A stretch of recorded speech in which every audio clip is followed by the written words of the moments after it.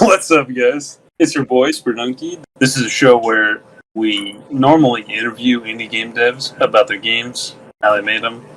But today, my guest is me, alongside North Force Games Cybernetic Druid, who's normally my co-host, Mike, and our onboard musician, composer, Shadow Buddy. He goes by Brad. Oh yeah, today we're going to make and complete an entire game. Allegedly.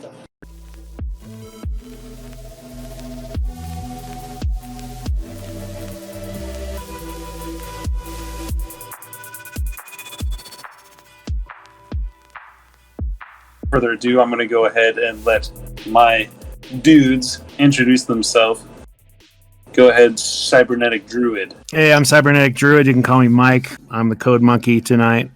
You can find more about me on northforcegames.com. And tonight we're doing a very simple game so that our viewers, anyone can pick up from here, and we'll do more advanced episodes in the future. But starting from the beginning, if you want to learn, here's where to start. Yeah. And what's up, guys? I'm Shadow Buddy. I've been making music for North Forest Games for a long time. Do all my own other stuff too. You can find me everywhere under Shadow Buddy Music. All right, I'm going to go ahead and share my screen with you guys and with the stream. So, spoiler alert, there is a meatball on the screen. And Shadow Buddy did mention a meatball. So, we do have a basic idea of what we're making today. The meatball character, his name's Turk. He's made of turkey. We came up with this way back, I think 2015, and we actually had something in the Unity engine, but we never finished this game. We never made it into anything. But the idea is different, but it's still going to be a simple game. You're going to play as the meatball, and I think we agreed upon basically making a Flappy Bird clone with a meatball. So the basic gameplay is going to be Flappy Bird. We're going to make a main menu. We're going to make the game and make it loopable, repeatable. And then Shadow Buddy's going to make some original music. It looks like he's already started. I'm going to do the artwork. Cybernetic Druid / Mike is going to do the code. As he said, he's the code monkey. Let's go ahead and get started. I'm just going to make some basic artwork. But while I get started with that, Mike, do you want to kind of explain what we set up last night? All right, so just so anyone doesn't know what I'm doing, I'm in Illustrator. It's an Adobe app. But what I'm going to do is make sort of this background colors first. So I'm just going to do like a shapeless blob. This isn't the meatball. This is just something that will make sense later. And Mike, you don't have to worry about like showing the repo. Just maybe explaining what a repo is to someone who's never like used one, because most people usually make a project by themselves when they first start out. Yeah, I'll do that real quick. All right, so when you start a project, if you're just learning, it's fine to just open the app and just run with it, right, and make a small thing. But if you're going to be spending any amount of time on it, you want to set up versioning. And what this does is, or people call it a repo or repository. And what this does is, you can make changes, and once you get the project working, and then you check it in, and then you can always go back to that spot. You're like making tags for your project. So if it crashes or you make a mistake, or sometimes maybe there's a software update. Sometimes things are out of your control, and it'll just break your whole project. But if you have it saved in a repo, then at least you can always go back. And so what we're using is just a free account on Unity Game Services. And this software used to be called Plastic, but they just changed it. And so when you're Googling Unity stuff, it seems like they're changing things pretty often. The way they do versioning has changed several times. But anyway, we've got this repo. This is just a bare bones project right now. Just you can see there's sample scene, main camera. We haven't done anything yet. And then with this software, I can make changes and then check it in. And then Sperdunky can go and update his workspace, and then he'll see my changes and he can download them. And we can go back and forth. So the first thing I'm going to do here is I'm going to make a couple new scenes.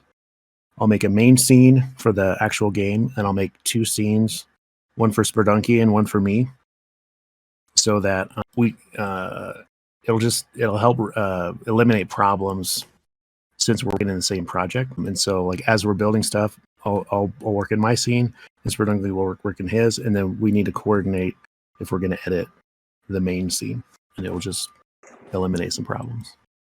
Yeah, for some people, if they just hear repo, they might have heard that before, but just didn't know what someone was talking about. And it's just transfer repository. But yeah, this is our way of sharing the project so we can both work on it. And like with having the 2 separate scenes, it's pretty important because I need to work with the animator and see and make sure that the character like animates right, while Michael or Cybernetic Druid, Mike, whatever. I actually want to address this real quick. Is when I listen back to the podcast and I'm calling you Mike, I've always thought of you as Michael my whole life. But it's fine. I don't care. I know, but you say Michael. But you always introduce yourself as Mike, and it's just kind of funny. It's whatever. I don't care. I don't even notice. But every time I say Mike, I feel like I'm like, wait, who? Just funny. Yeah, you can say Michael. It doesn't matter. But yeah, Mike needs to be able to, mess with the code and get the character moving while I animate it. And then I'll go back to showing what I'm working on here. I've got this big, ugly blob now. What I'm doing right now is kind of something I came up with for our most recent project. It's, I guess you could say, art style, which will make more sense as I mess with it. So what I did is I copied a random shape, and then with the copied version, I changed the color, and now I'm like erasing pieces out of it. And so now I'm going to do something like this. Very simple way to kind of create like a pattern within this area. Group that together. Simplify a bunch of times to get more of like a cutout look, kind of like South Park. Right now it looks a little random, but I promise it's not that random. Why you got a booty on his head? It's his meatball hairdo.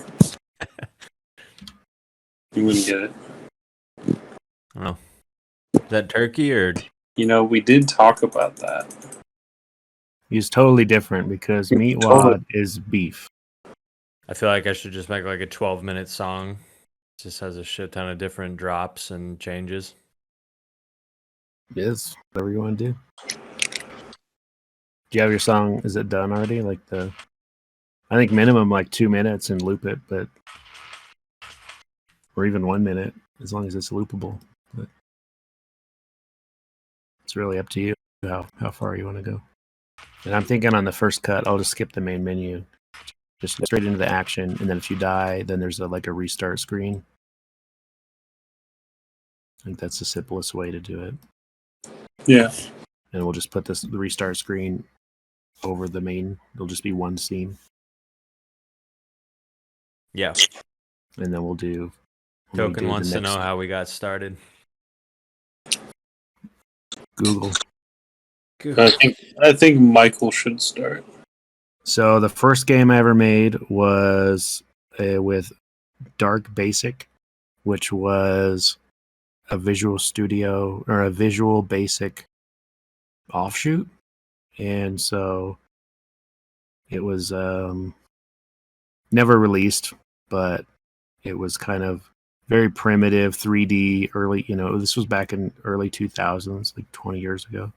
Then I went into the army and stopped doing games for a while, and then after that I used the VA benefits like you were mentioning to go to school.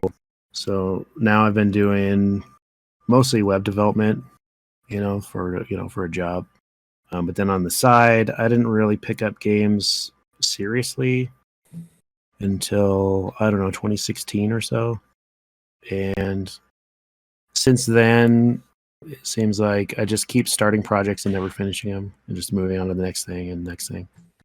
And so the last few months, or maybe even last year, we've been trying to just stick to one thing and get it done. And so this as simple as this project is, this will be good to like have a whole thing.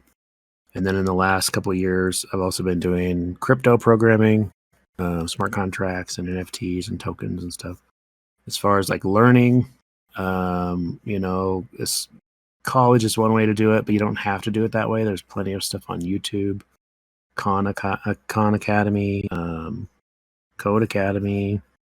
You just Google like "Hello World" and whatever language you want to learn, or you can look up like what's the most popular language for this type of project. Like if you want to make start with a 2D game, start with something simple, maybe Unity or Godot. Or if you already know a little bit of scripting, like if you already know a little bit of Python or you already know a little bit of JavaScript, there's libraries for game development in just about any language.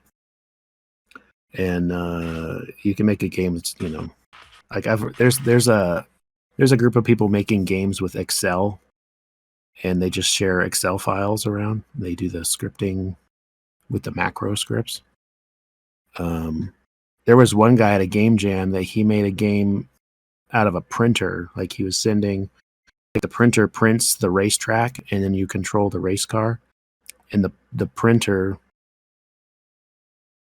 just prints out where the car is. And there's no screen. You just play on a printer. So, what a game is, and whatever that means to you. There's a ton of ways to get started. But what made you want to start making games? Oh, what made me want to start? Yeah. Playing, Nintendo back in the 90s, Mario. When I was a kid, I used to sit around and make Mario levels. I'd have like hundreds of them just on, paper just stashed. And I'd have like everywhere and have like go past A to Z.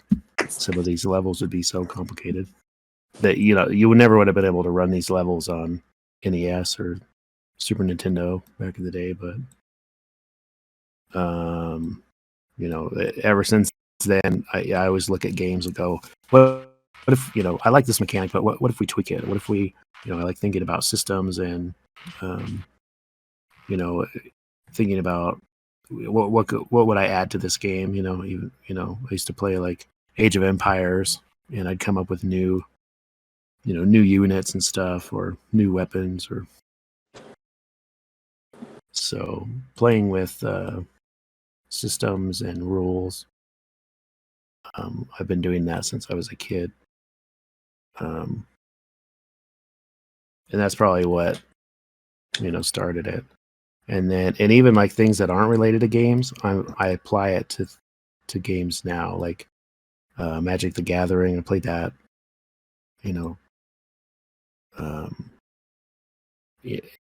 as far as like I was really into deck building, like because each card can change the mechanic. So going down the deck building rabbit hole, you can it gives you a lot of flexibility. So I think about systems for games or otherwise.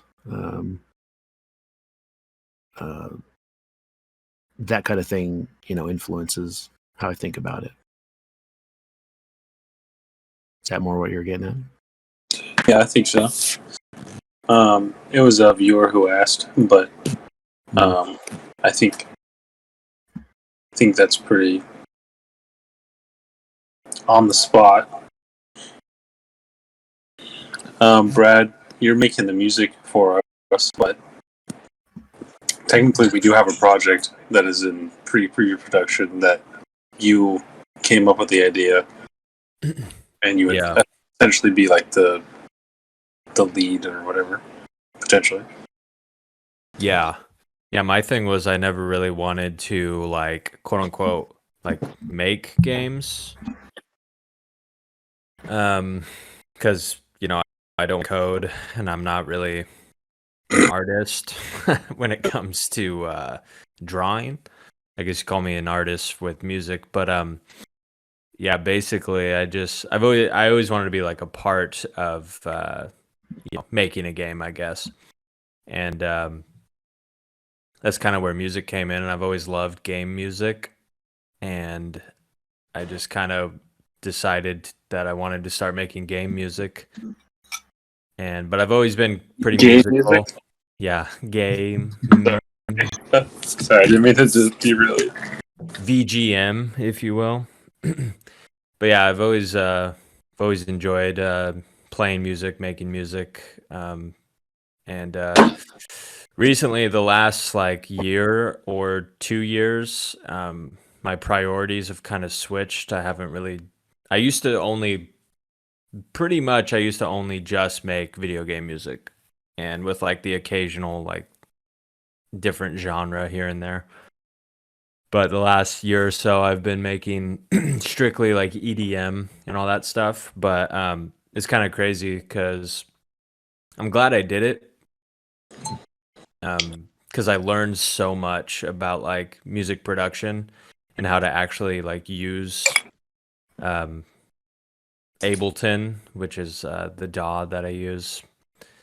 And it just, I don't know, I feel like in the long run, it's going to help just like me create any style that I really need to and actually understand what I'm doing. Whereas before, I would just kind of jump into this program or a different program and just start putting stuff together with really no rhyme or reason or not knowing what I was doing.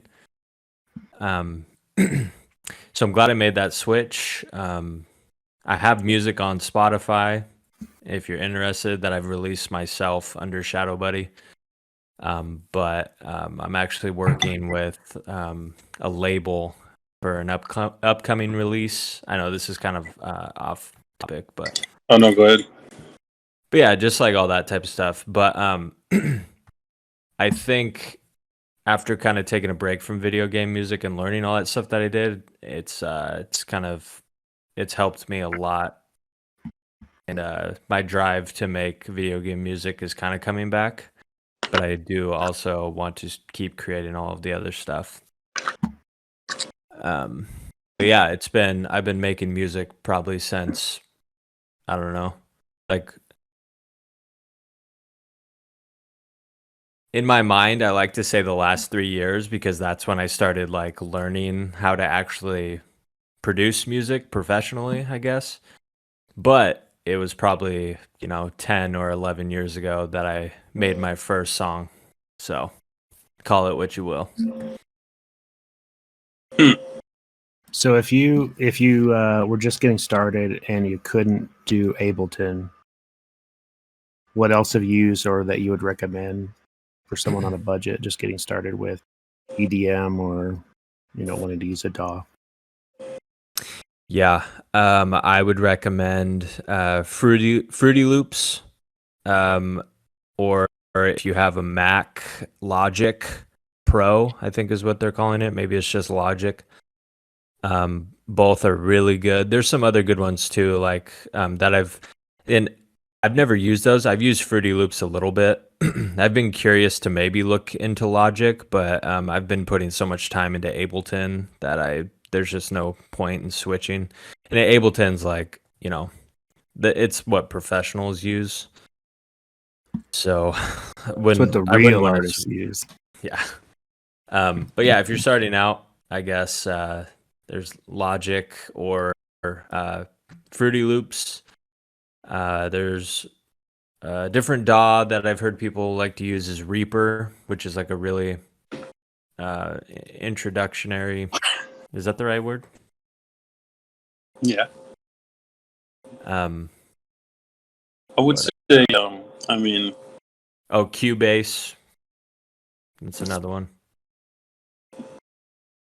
Another thing is, like, if you could play an instrument, a good way to start might be to just try to, like, make a viral TikTok, I guess. Yeah, it seems like a lot of music is marketing now. Or a lot of anything is turning into marketing. Yeah. If it's not already, it's moving that way. Yeah, that's one thing that's like right now, like the music I'm trying to make. Like I want to make EDM and be successful with it, but a lot of it has to do with the artist and not necessarily the music. I mean, the music has to be good, but it's like you could make like the best song ever, and if you're not like a brand, then it's like you're like nothing's ever gonna happen. So it's all goes into business and marketing and all that. Yeah. I'll be right back, guys. I'm gonna get some coffee. No worries. I would say if you want to do video game music, this is something I sort of talked about in the first episode of this, Sperdunky and Friends. A fan game might be a good option for a musician or someone who, I mean, if you don't happen to be close to people who are making a game studio, but you're making digital music or some sort of composing music that you want to be video game music, it might be a good idea to try to join a fan game that's starting up. Yeah, it's a great road to go down. Another thing I would say about that too is Instagram has changed now, but back when I was like really heavily making video game music and promoting it, I was promoting it on Instagram and then just like kind of like finding like little animations to put with a song that I made that kind of matched the song. And when I was doing that, that's when I gained like a whole bunch of followers at the time on Instagram, and like people started messaging me who were just like guys just starting out who wanted to make a game, and they were reaching out to me asking me if I could make music for them. So, I mean, there's a bunch of different outlets. I think joining communities for sure is like the way to go. You can post your stuff on Reddit. In like, subreddits that have to do with game dev. I know I did that one time. And I got like 1,000 plays on my Bandcamp or something. And like I did not expect that. And it was just for one post that I did in this little subreddit for game dev. Oh yeah, that's a good point too. I guess it wouldn't just have to be a fan game, but indie games in general. You wouldn't be able to just walk up to a big studio and be like, "Hey, I want to compose your music." Yeah. But yeah, that's a good point. Just posting your stuff in indie game groups and marketing yourself towards indie games if you want to be a game composer. Yeah, it's basically fake it till you make it, because at the time the stuff I was making wasn't even that good, but like the way that I was like going about it and posting it, like people thought like maybe I already was making music for video games. You know what I mean? Yeah. And I would say too, it's like when you're just making random music with kind of an idea in your head, it might not line up exactly with things that people are making. So you might have a feeling of like maybe this music isn't the best or whatever, but then someone might hear it and think like, oh, that like fits with my game. And maybe it's not exactly, but I feel like once you're in a situation where you're like you're actually on a project and you're given what the exact tone and sound is supposed to be, then you can actually make something that fits. I don't know. So what I'm trying to get at is if you want to be a composer, maybe come up with something that you would make music for. Like in your head, I guess. Does that make sense with what I'm trying to say? Yeah, I think it makes sense to me. Another thing I was going to say too is like if you do find somebody who's doing like indie game dev stuff and they're kind of just starting out, but maybe they have some stuff put together and like a game is forming, take what they have and use that for inspiration for a song. You know what I mean? Yeah. Like imagine what you think a song or imagine what song you think would go with that game. because I actually did that. I do that from time to time actually, but I did that a while back for this one guy's game. He ended up never doing anything with it, which is too bad because the game actually, I could have seen it having potential, like even on like Steam or something. And I made a song to it, and it I don't know what happened, but it fit like so perfectly. And the guy was like, "Dude, this is like perfect," and like it was like all aligning. But then like I think he, just other stuff came up in his life, and then he just dropped the game dev. Yeah, stupid. I think he was from Scotland too. Scotland. I'm trying to see a bonny lass. So I guess before I get into what got me started, Token Reaper, he said MTG, hell yes, been very slowly building a Kinen deck or Kinnan deck for the past 2 years. I don't know what Kinnan deck is, but I'll have to look it up. And then he said, heard of Fruity Loops, ERB. He used that, if I remember correctly. What's ERB? No, never heard of that one. Erectile Dysfunction. Erectile Rap Battle. I think it means epic rap battles? I think it means he was smoking the herb. Probably it. Smoking the Token the Reaper. Oh, Kinnan is squirrels. Oh, nice. I used to play Angry Hermit, which is And then he also said, my problem is trying to be creative on things like that. Had it drummed into my brain my whole life that games wouldn't pay the bills. Now I'm exploring since I'm mostly homebound and hoping to find the passion again. Want to prove that assumption wrong in my life. And then, epic rap battles of history.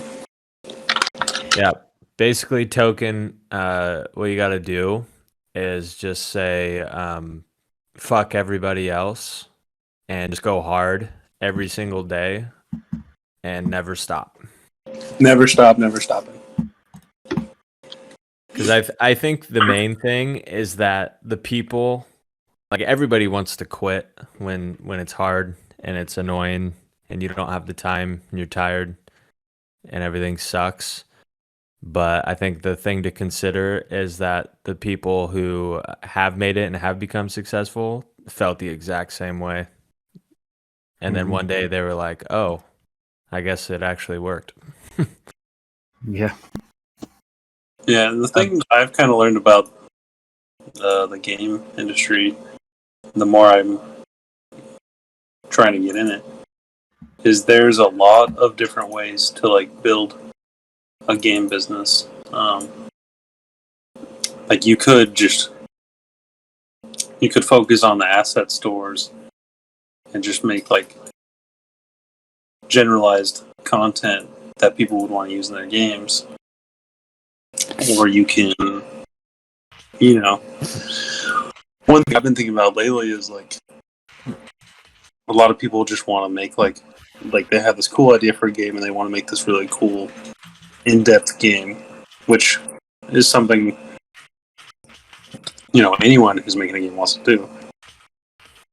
But in the meantime, you could focus on the idea of like to make $1 million you sell 1 million things for $1, or you sell 10 things for $10,000 or whatever it is. You guys know that idea? Multiplication. What is it? Yeah. Addition. So we could focus on making the the $1 million game or $10 million game, but we could also make small games, and maybe the small game only makes $10,000, but if we make 10 small games, then we make $100,000. Does that make sense? What if we make 100 small games? What? It's 100 small games. So what if we make 100 small games? Exactly. So what I was thinking about was, I don't know if I pitched this to you guys yet, but if we did just like, for the most part, especially like on our way to the bigger projects, there's like $10 games. Like everything's $10. Exactly. And then for the crypto stuff, crypto optional. There's there's a Steam version. It's $10. There's a crypto. You own the NFT. It's a copy of the game. And you get like an item with it or something. So that if people want to, if they want to get more items, they can do it. Or if you just want to buy the cheapest one, you get a used NFT. Maybe it's $2 secondhand, but we already got that $10 from somebody.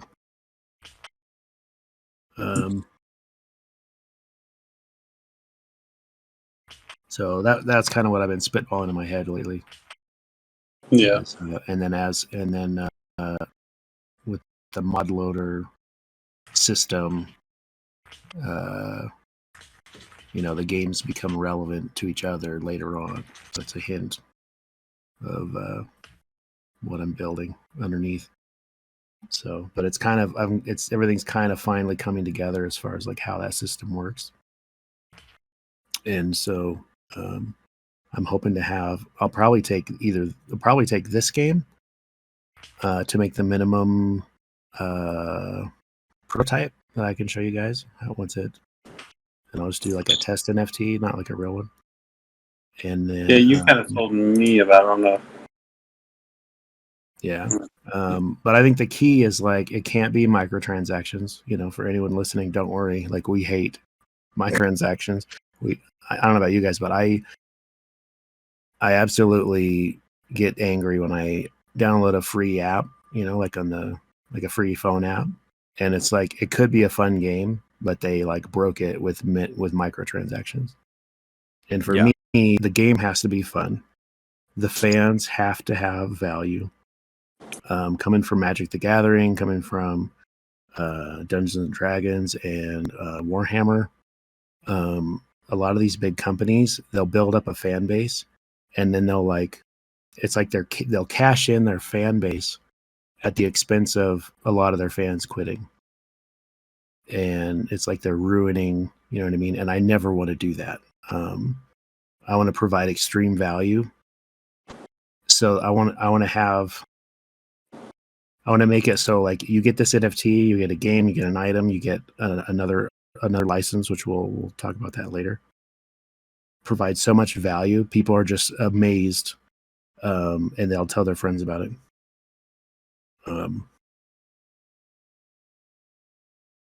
And that's kind of what I'm looking at. But once I get the minimum viable thing together, you guys will see, and we can hash out, how we want to do it. But I don't think I said anything I didn't want to have said. So no, and we've sort of talked about some of this in the last episode, anyways. Yeah. But I guess I'll get into how I got started in the games. But I think, oddly enough, I've actually been thinking about this a lot lately. When I was a kid, I used to make up games all the time, actually. Like with Making Ted, me and Mike's youngest brother and sister, we'd play with toys, and like I would literally come up with games for them to play, and like backstories for characters and stuff. Basically, what I do now. Oh, you might like. Okay, so, well, go ahead, but you might like my the tabletop system I'm working on. You can literally use toys. Like you can use anything you want with it. So I'll be interested. Like, want to get like the basic, a couple examples going. I want you to like test it. And but yeah, I didn't know you guys did that. Yeah. One thing I remember is, do you guys remember the show Shaolin Showdown? Mm-mm. Who's that kid with the spiky hair? Yeah. It was like a Saturday morning cartoon. For people who don't know, it there was magical items all over the world, and the main characters were like a kung fu group, and if you found one of these magical items and you touched it at the same time as someone else, you could challenge them to a challenge showdown. And what happens in a challenge showdown is you have to use, I forget what they're called. I want to say talisman, but I don't think that's right. But they had their magic item that they had to use, and they had a magic item that they had to use. And then whoever won gets all of the magic items. So the one that they are fighting over and then the one that they're using is up for grabs. And I remember I used to like make up my own versions. I don't remember what they were, but in the show, it's like they had the Sword of the Storm and the Fist of Tebigon. And like, so the Sword of the Storm basically, like, it was a sword that controlled the weather, right? And then I would like use items around our house and yard and stuff as these like magic items. And then another game I came up with that would make my little brother and sister play was I like set up like a whole like town or like series of towns and like houses, and I just populated it with different toys that we had. And it was basically like an RPG, and I came up with like it's basically like playing Dungeons and Dragons, but like with toys, right? Mm-hmm. And it's like a world that I like made up. I want to say that's how Gary Gygax made D&Ds that they used to make. If it wasn't him, it was another early D&D designer. But they did that, and they made rules for their toys. Yeah, you know the game that's been kind of making the rounds lately? I think it's actually out. And it's like the shooter with toys. Oh, yeah. I forgot. What is it called? I can't remember. It looks cool. You spawn in a box in the store and you get out of the box. Yeah. I had an idea a while back that was basically recreating that game that I made for my contest, where it's literally like random ass toys, but it's like an RPG. That'd be cool. It'd be cool to like use the Toy Story license to make something like that. Like, have nothing to do with Toy Story, but like just make a cool game. They wouldn't approve it, but yeah, it's funny. Yeah. Or they might. You need a sneaky lawyer, maybe. You need a good lawyer and sneak something in there, like not guaranteeing any specific characters. Like once you get it approved, then you go buy the book. They may not be happy about it, but if you get it in writing, yeah, they can sue you. And anyone can sue anyone for any reason. So I don't know. It'd be funny though. All right, so I'm going to explain what I'm doing real quick. So I have the basic shape of what I want the meatball to look like. And then I'm going to create like an animation for like when you're flapping. So when, like in Flappy Bird, every time you tap or a click or whatever, you like move up and down. And I'm going to make like the meat like slosh around kind of. Nice. And anyways, back to how I got into games. I used to always make up games. I literally made like card games all the time. I loved Yu-Gi-Oh when I was a kid. And I tried to make like my own kind of Yu-Gi-Oh style game with like my own monsters. And then I made another card game when I was like 15 that was like different alien races and like you expand your universe. But I never actually like got anyone to play it at the time. I still have a lot of those cards somewhere actually. And then Halo is a big reason I got into games. I absolutely love Halo, and then Halo Forge, I would make my own stuff all the time. And actually, Michael is literally the reason why I got into games as well. Even though I've always been interested in games, and I've always talked about like things I would want to change about games, or like, oh, that'd be cool if this and this and this. And even me and Brad, we've been friends for so long. We used to come up with ideas too, even before like I was taking it seriously. And as far as me and Mike have been, going back and forth on game ideas before we officially made North Forest. I joined Coral, a Halo fan group, or a Halo fan game, and I was making levels for that game, and I still am. It's just not out yet. What else? Oh yeah, so through Coral, I joined this group called Coral Wave, and they're working on a game called Battle Balls. That's as much as I can say, and I'm making levels for that game. And now I'm here with North Forest, and we are working on. We're technically in production on one game, and I would say pre-production on a handful of games. Yeah, there's a ton. I've got a notebook full of games and fragments of games and fragments of narration and just backstory and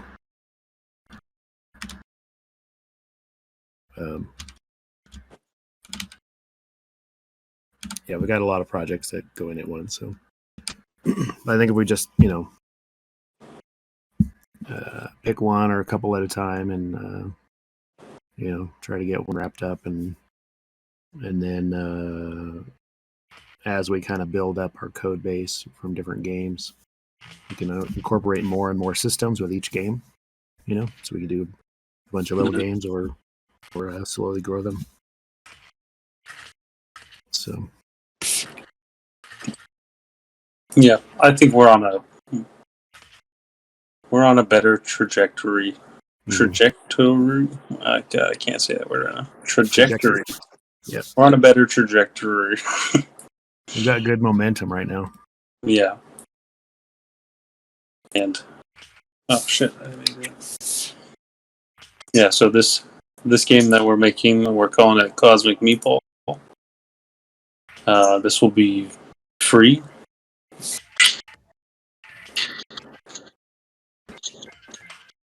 And it's gonna be done tonight, right? Yeah. Oh, we're at 1 hour. You were asking about that. Oh, okay. Yeah, it should be done tonight. There's the code is pretty. There's not a whole lot of code to do here, and I should have at least the flapping part here in a few minutes. Mm-hmm. All right. All right. I'm going to share my screen. I've got the first mechanic. I'll go ahead and talk about the code, and I'll do a check-in real quick. All right, so what do we got here? Let's save this, and then we'll save project. And you can see I'm in the assets. I've added the scenes. We've got the main one. I left the sampler in there for now. Made one for me to work on, and one for Sperdunky to work on, so that we can work at the same time, but in different scenes. And then I'll add this to the fabs here in a minute. So I made Turk. He has no graphics yet. He's just a round meatball. He's a sprinter with a rigid body 2D. And then he's got a script attached. I called it Meat Flap. We've got Meat Flap sounds good. Yeah, he flaps, and he's meat. And then he's got a box collider 2D, which there's nothing else to collide with, but that'll when he runs into the forks, we'll use that. And then if we open up, I like to use Visual Studio Code, but you can pretty much use any editor you want with this. So here's Meat Flap. It's pretty simple. I just imported a couple, collections of generic, Unity engine. Meat Flap is a model behavior. He has velocity, and when you push the mouse button or space, it just increases the velocity. And it we've got a rigid body 2D here. This lets this code connect to the rigid body 2D that we have attached to him right here. And so here on start, it gets the component rigid body 2D, and then we'll go ahead and run it here. And so right now all he does is gravity's on, and I had to mess with the see if space works. I had to mess with the velocity. Yeah, the gravity and the velocity. Right now it's set to 5. We can change it when we get everything. Okay. What happens if you change the gravity scale to 0.9? Gravity scale 0.9? Yeah. Probably not a whole lot. Let's see.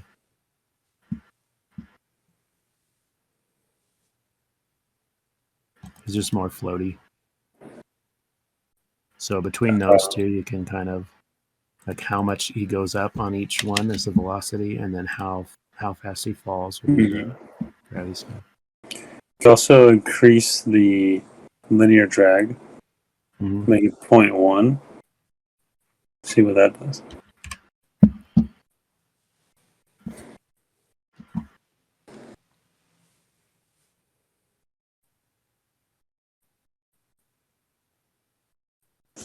Seems like he falls faster.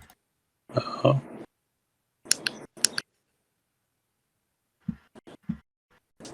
So I'm guessing that's referring to like air resistance, or just like the drag on as far as up and down. I'm just curious. You can change it back to the other settings if you want. I'm just gonna leave it here, and we'll tweak it once it's all together. Yeah. Based on what's fun and what feels right. But yeah, you can edit those for however you want to be. So I'm gonna save this and close it and check in, and then I'll add. Should I go ahead and make a prefab? You think? Yeah. It doesn't hurt. I'll just drag it in. Because then I can take it into my scene. Save that. Oh, and we'll check in real quick. I can do that on camera. So, are you gonna be able to like randomly generate like the objects you need to dodge? Yeah, they'll have a random height, basically. What's up, guys? It's your boy Sperdunky, and I have fresh off the press Shadow Buddy magic.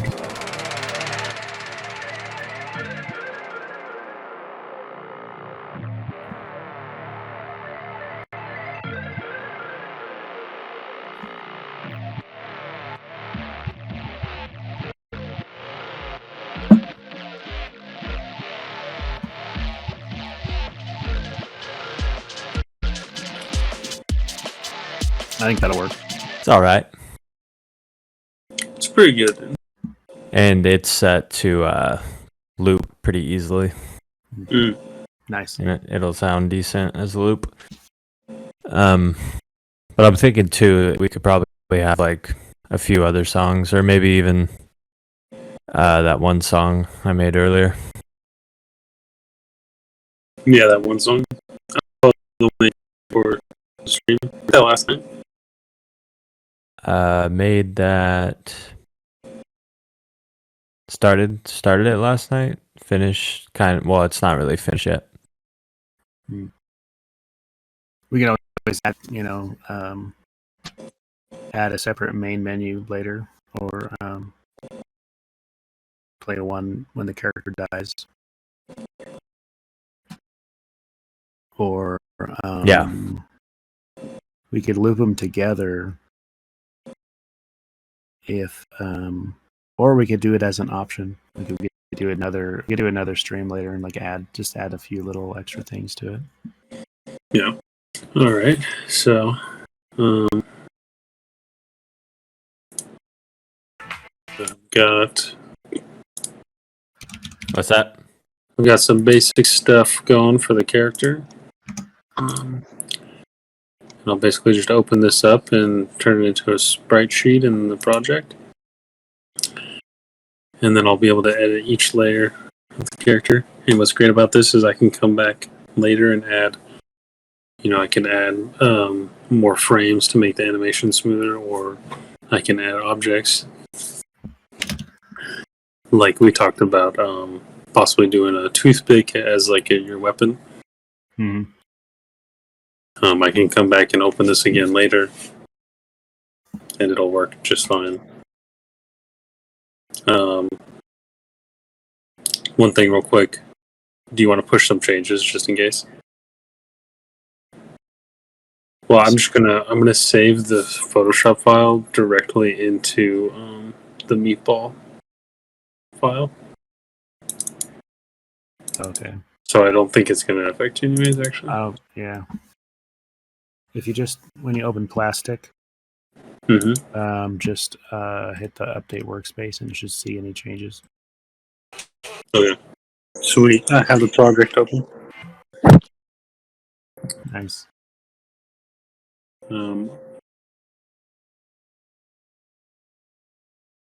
Probably want me to wait to make changes until your next push, though. It's up to you. If it's, I mean, in theory, we should be able to.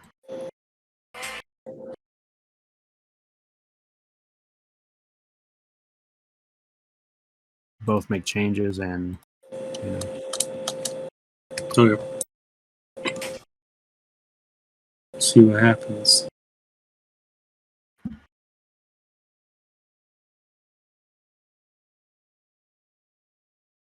Because what I'm doing is I'm editing the cybernetic druid scene. Yeah. And then I'm adding prefabs. So you should be able to just drag the prefab in. Okay, so if I make changes to the Turk prefab, is that going to mess with you? No, because when I since this is so simple, what we'll do is when you check changes in, when I go to get your changes, I'll just accept.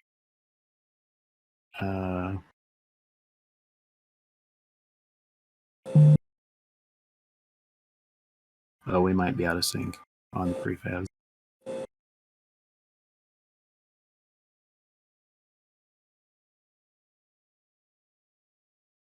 I don't know. If you just check in whatever, I'll go around it. I can make a mic prefab or something, and we can like figure out the differences. That makes sense.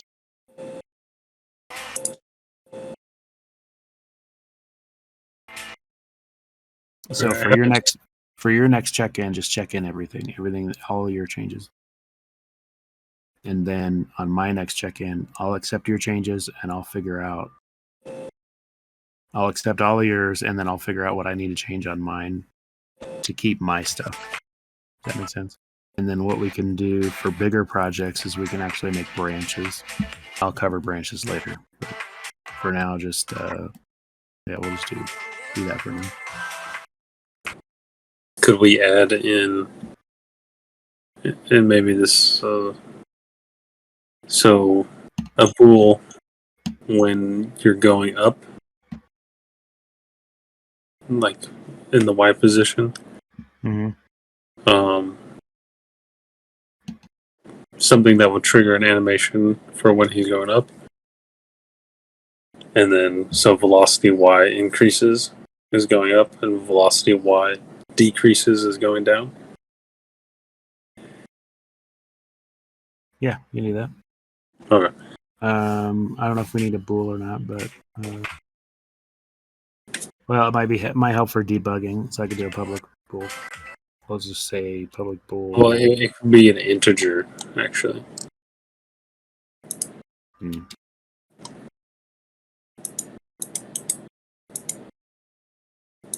Well, is it equal to velocity?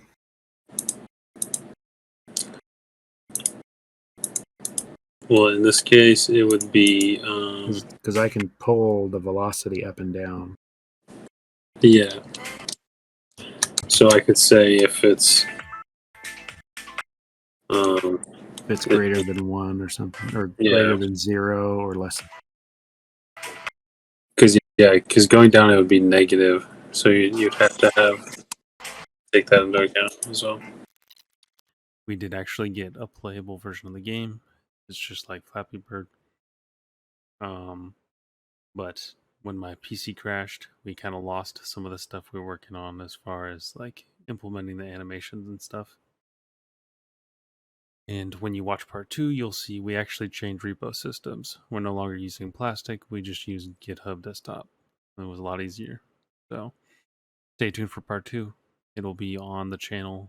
This was just a pain in the ass to edit. Just due to the way that we set up. Like I said, 22 days ago we streamed this. And we've been learning a lot since. And we're not professional podcasters. I'm not a public speaker. This isn't one of my strengths. In fact, I purposely try to get guests who will talk for me as much as possible. And that's just me playing to my strengths, because this, I'm not a professional at this, but we're learning and we're trying to get good information, good guests together. Cosmic Meatball Part 2 coming soon.